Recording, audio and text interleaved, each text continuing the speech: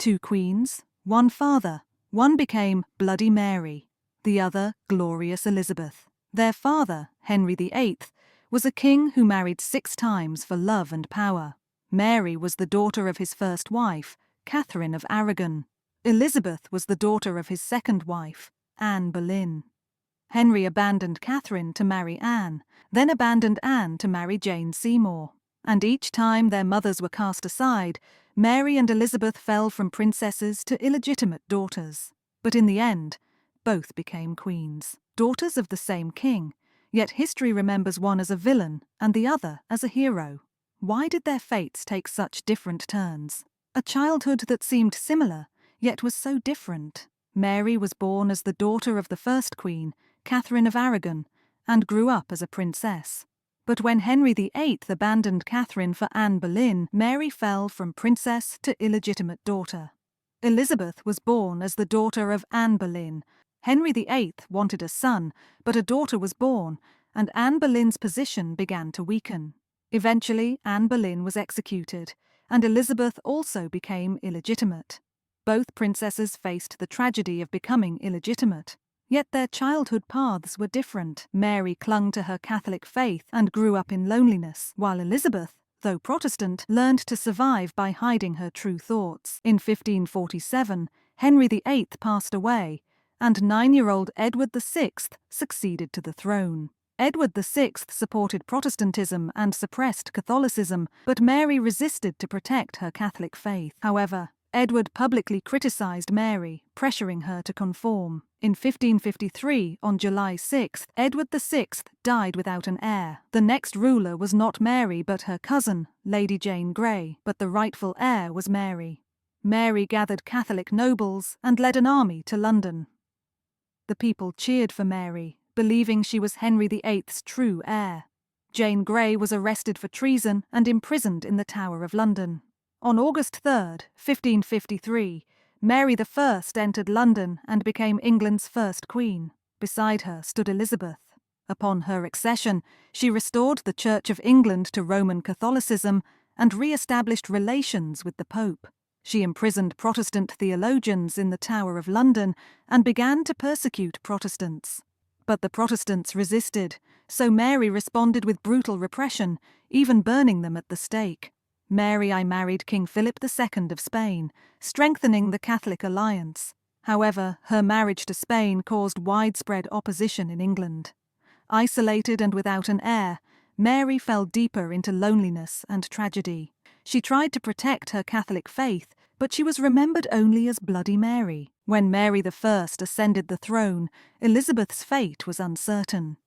To Mary, who persecuted Protestants, Elizabeth, a symbol of Protestantism, was a serious threat. In 1554, the Wyatt Rebellion broke out, and Mary suspected Elizabeth was behind it. Elizabeth was arrested for treason and imprisoned in the Tower of London, never knowing when she might be executed. She waited in silence, hiding her thoughts and pledging loyalty to survive. Later that year, Mary brought Elizabeth back to court, as there was not enough justification to execute her. Elizabeth remained silent, waiting for her time to come. As Mary I's health deteriorated, the throne became unstable once again. In 1558, Mary I lay on her deathbed. Her reign had failed to restore Catholic England. Catholic nobles feared Elizabeth's rise to the throne. If Elizabeth became queen, England would turn Protestant again. They urged Mary to name a Catholic successor instead. But Mary made her decision. "My sister Elizabeth will succeed me." She chose unity over further division. On November 17, 1558, Mary I passed away. All eyes turned to Elizabeth. She was Henry VIII's daughter and England's new queen. People hoped she would heal the divided kingdom. On January 15, 1559, Elizabeth I was crowned. A new era had begun. But challenges awaited her. Could she unite England under her rule? Religious conflicts threatened the kingdom. Catholics and Protestants were in constant tension. Elizabeth knew force alone wouldn't bring peace. In 1559, she passed the Act of Uniformity. It maintained Protestantism but allowed some Catholic traditions. This compromise helped stabilize the country. But outside England, enemies were watching. Spain and France hoped to restore Catholic rule. Elizabeth refused to be used as a pawn. She rejected political marriages and chose diplomacy. Through careful strategy, she strengthened England.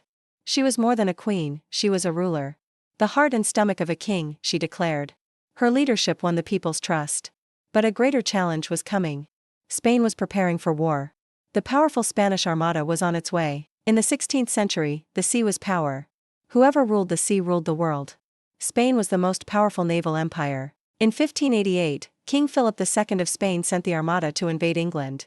Against the massive Spanish fleet, England used smaller, more agile ships. They sent burning fire ships to create chaos among the Spanish fleet. To make things worse for Spain, a violent storm struck their ships. In the end, the so-called Invincible Armada was defeated. England emerged as the new ruler of the seas. After the war, England expanded its trade and economy. English ships sailed across the world. Elizabeth strengthened the navy, making England a dominant naval power. England began building overseas colonies, laying the foundation for the British Empire. Under her leadership, England grew into a global power, entering its golden age. But not everyone enjoyed peace under her rule. Elizabeth I's era is known as the Golden Age. But behind it lay shadows of repression and purges. Right after ascending the throne, Elizabeth tried to merge Protestant doctrine with Catholic rituals. But the Pope excommunicated her, and Catholic forces declared she could be removed. Rebellions and assassination attempts were relentless. And Elizabeth ultimately ordered the execution of her cousin, Mary Stuart. In 1585, the Priest Act was enacted, making the very presence of Catholic priests illegal. Many Catholic priests and followers were executed. Even Puritans within Protestantism were oppressed. Because their demands for radical reform were seen as threats to royal authority. At first, Elizabeth wanted balance. But under constant threat, she chose survival. Repression became a necessity, not a choice. History remembers Elizabeth as a great queen. But there were those who died silently in her time. History is written by the victors. There were two queens. One is remembered as a butcher, the other as a hero. Mary I tried to restore Catholicism in England. But she burned over 280 Protestants at the stake. Her marriage to Philip II of Spain sparked outrage. And she lost Calais in a disastrous war. Elizabeth was no different. In 1585, she outlawed Catholic priests entirely. Over 200 Catholics were executed. And even Puritans were silenced. But Elizabeth was the victor. She defeated the Spanish Armada and led a golden era. With Shakespeare, the Renaissance, and 45 years of stability. Bloody Mary and Virgin Queen, these were crafted images. Elizabeth shaped her legacy as the Protestant savior. Both queens ruled with force. But Elizabeth's rule was far more ruthless. Mary lost. Elizabeth won. The loser became a butcher. The winner became a legend. History is written by the victors.